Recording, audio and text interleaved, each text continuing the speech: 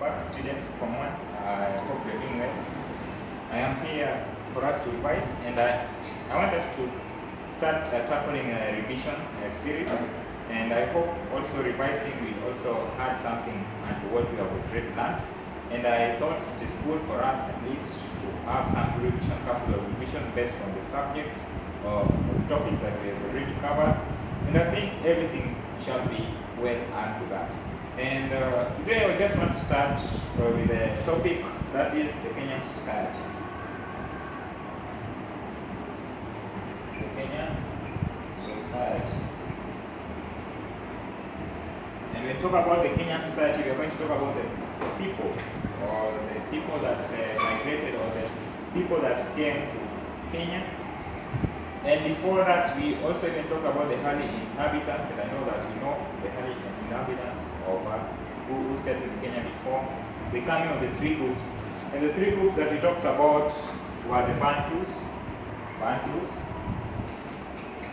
then we had Kushites, then Nilotes. These are the three groups of people who came into the country, Kenya. But now, after knowing this, there are some of the reasons we talked about that made these people migrate from their original homeland and come to Kenya, come to the regional or the current place that is Kenya. And you say that the Bantus, they migrated from the Congo Basin. That was Congo, that was their original homeland. Congo Basin. Then Kushites, we have got the northern and southern. Some came from Ethiopia, and some also came from the Somaliland. That is Somalia as a country. Then we also have Nilotes. Nilotes also, we had different types of Nilotes that we talked about. We said that we have River Lake Nilotes. Then we also have island Nilotes, and after island Nilotes we also have main Nilotes. Then we say River Lake Nilotes are those people that were staying next to the lake, that is the Luo Basuba. They migrated from Bahr el Ghazal. Their original homeland was in Sudan. That's where they came from. And we also had different examples in each and every. And I think it's also good as a student not to forget about what we have already talked about. And this is just lesson 1. And I encourage you that you always follow this because revision is very important. This is lesson 1. So when we talk about Kushite, we have southern, and we have eastern. Eastern Kushites and southern Kushites. Southern we have Dahalo, Osanye. Then eastern we have Somali, Rendile, Oromo, Somali, Rendile, Oromo. We also have Gabra outside that outside Kenya. We also have there are very many. There are others that we talk about. So that's just a reminder of the group of the Kushites that we are having. Then after that we have Nilotes. So when you are asked in that manner, you are asked maybe example of the Kushites based on the southern or eastern. That is what you're supposed to talk about then. Nilotes. We have got River Lake Nilote. That is Luo.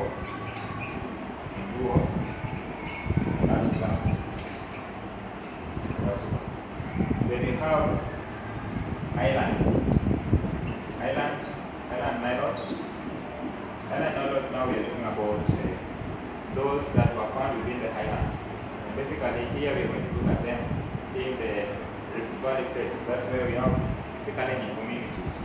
We are having Nandi, Kipsigis, Marakwet, Saboit, and etc. So those people, Nandi, Kipsigis, Portuguese, Marakwet, KEO, those are island Nilotes. Then we also have plain Nilotes. Plain are those people that find within the plain. We have Maasai community, we have Samburu, we have Turkana, we have Teso.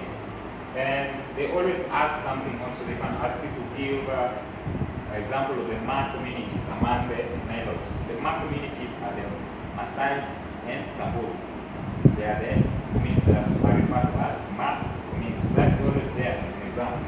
So that's just a brief reminder of what we read that.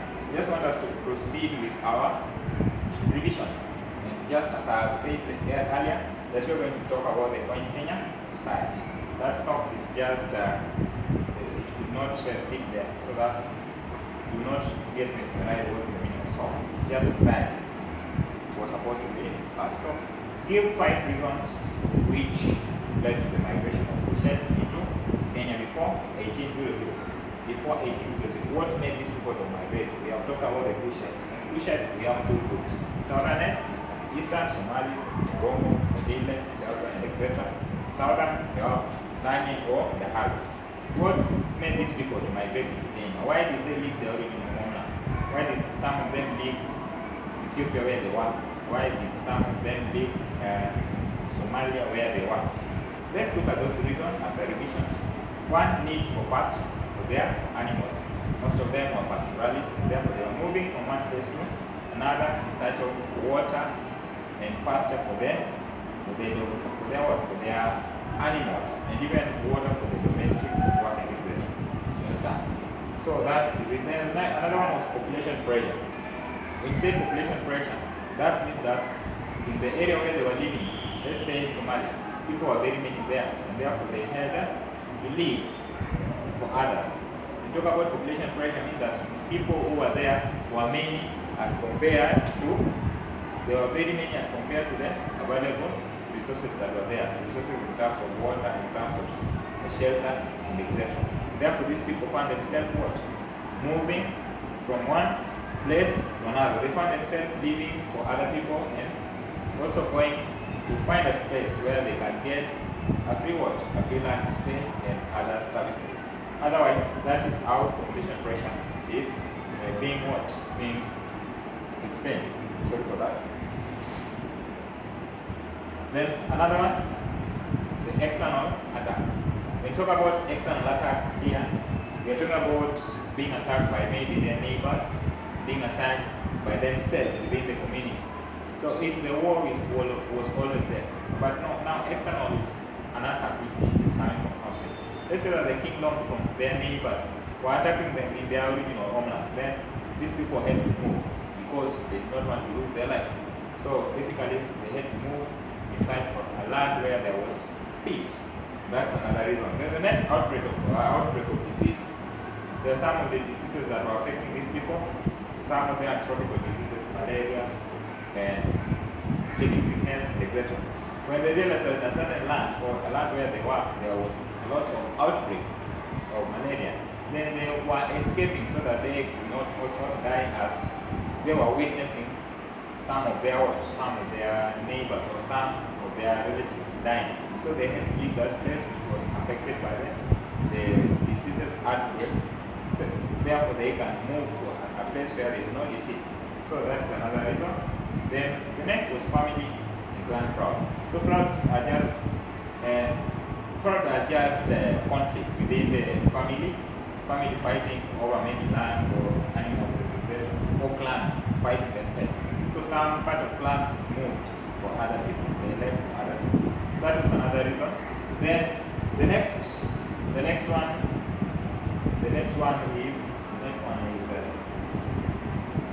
one is escape from drought and famine. If the drought and famine was in that land, they had to move.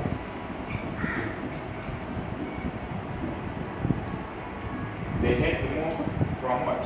From one place to another to go where they could find food. Famine was very dangerous. Place where people stay and there's no food, there's no water, and people would eventually starve, and some died. Therefore, they were afraid of that. Therefore, they just found themselves moving one place to another. Then there is also a point that they always say adventure. Adventure means that you want to have an idea of a certain place. You just feel like you want to go to a place to know the place, or you just want to go and have an information or add an idea or recover or discover something. So most of these people, they had that spirit of just walking and they discover something new. So that spirit was there within. This spirit could always be maybe supported by some of the leaders within the community, whereby they could work the visions.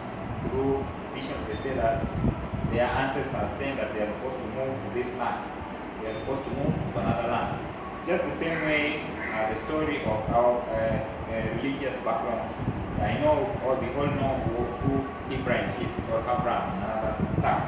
So Abraham also moved because of the visions that he was given by God, Allah.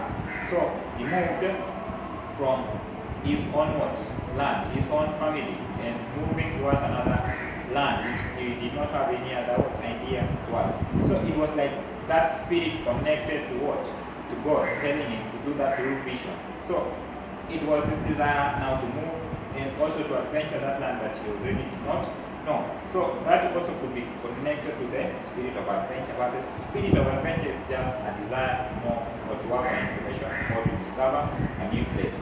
And when you find that the place is interesting, then you find yourself staying there. Then the next, search for fertile land. Some of them were good, they were using land in terms of agriculture and any other thing. So they realized that it was good for them to find a land where they could grow and their crops could do well. That made them look for a land which was fertile for their crops that were growing. So those are the reasons that made the Christians move. You know, this question are just generalized everything. If they ask you maybe specifically, maybe they can ask you Somali. Maybe they can ask you to Somali, or they can ask you maybe Oromo or any other community. You are just supposed to talk about this. You're just supposed to talk about it, making it very easy for you as a student. Then the next question, talking about describe the economic activities of the Christians in pre-colonial period.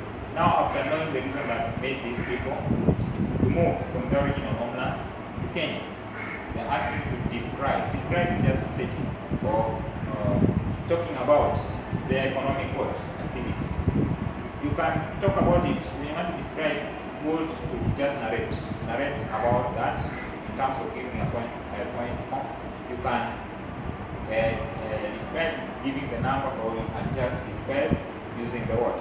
Using the paragraph form. So if you realize that you have a point, it's always good. You can describe giving the number and ensure that your point is clear and very defined. So describe is like stating. History is like stating. And when you are describing this, you write the numbers, or you can write in a paragraph. Do not write down stars or dot or what, the way some students always do. So this is just out. So when you talk about economic is their way through which these people used to strive to get their wants, to get food. How they used to do the activity they used to involve themselves for them to get their what you want to live. Just the same way as what you have talked about. I think you have talked about the animal somewhere there when you are describing the reason that made them to migrate to Kenya. Therefore, you can say that they were cattle keepers or pastoralists. They were moving the cattle from one place to another. Then also we have talked about the fertile land. That means that some of them were growing crops. And that makes us to have 2 points already. So let's describe the economic activities of the Christians during the pre-colonial. When I say pre-colonial, means that before the whites coming colonials came. Pre-colonial is before. Post-colonial is after. After Kenya was colonized by the whites from Britain, what's happened? Before Kenya was colonized by the whites from Britain, what were the activities of the Christians? That's what we want to do. And the first, the Christians will practice pastoralism, and you have explained that, moving to the cattle, animal from one place to another. The next, they kept camels or camels. Some people kind of trying to add some to it of camels or camel, and so goats and cattle and also donkey. So these are basically the animals that they were concentrating. They kept it. That means they will practice pastoralist. And the next point, you see, this is a description. They have numbered it, Roman 1. Then Roman 2, under the description of the activities of the Cushites, that some of the Cushites who lived in oases and along the rivers, valleys, practice what? Subsistence agriculture. What is oasis? Oasis, those are the only places in the desert where water was found. Could be maybe a smaller dam where the water could be found. That's the only place in the desert, the only place in a dry place where water could be found. Those places are known as oases. And in rural form, they are known as oases. So those that were living next to places where water could be found, that is oases or oases, they practice what? Subsistent what? Agriculture. The subsistent is just agriculture for home consumption. Not producing excess, not cultivating in excess, but only for home consumption. That is what subsistent agriculture is. Agriculture whereby you only grew for what you can eat at home. Then the next that they grew grain, crops, vegetable, dates, and also another. Dates, I think, intended. You understand what intended is? So they also dates, yes. Then bananas and etc. Then the next, they practiced iron smelting. Iron smelting was just a mining activity whereby they could come up with the tools and also weapons and items used. Maybe when they wanted to come up with a dagger, or when they wanted to come up with a spear, they could smelt the iron to come up with such items. Then the next, they made iron eating swords, knives, bundles, and arrowheads. And I think you can see how we are explaining this, how we are describing that. We are giving a point, then also giving an example. I think you can see that. And when you are a student and you are always doing something like this, you will be always getting the best marks. You will be always making your answers to be admirable, not only to the teachers, not only to myself, but even to every person that will come across with you. Because maybe they will not mark the paper until the end. When you do KCC, maybe they will not mark the paper. But then, whomever will mark your paper is an historian, and he knows how a good response is. And that's why we're nurturing you to start doing that. You can see the grew crop. This is an explanation of what was already said, that they practice what? Agriculture. Then here they practice what? Iron smelting. Then they give example. You can see they made irons. Then also they hunted animals, games, and gather rocks, vegetables. It is direct, not the way that you want to say they practice iron smelting. Okay, it's a point. But then if you try to give the example of an item, then that's good. You are a good what? A good student. Here they're saying some who live along the oases, along the rivers, valleys, practice what? Subsistence agriculture. Yes, it's good. But then see, they are continuing and saying that they grew what? You see, it's very complete. So in most cases, as a good historian student, always try to give a complete what? A complete answer. So you find yourself doing this. This is the secret of passing history. So you can take that in consideration. Then the next, they engage in craft industry. Craft industry is just about leather, weavery, and also basketry, pottery, etc. So we talk about the engaging craft. Those are arts making. So for example, to produce leather items such as handbags. They did that, handbags, and so belts. The belts used of leather and also clothing. So that was another one. Then the next, some of the Cushites who lived near rivers and around the Indian Ocean practice fence traps and also cooking. So this is just about fishing. So then that who lives next to the rivers, like we have Rome who live next to the river Tana. they practice fishing. And that's an activities, economic activities that made them to get food.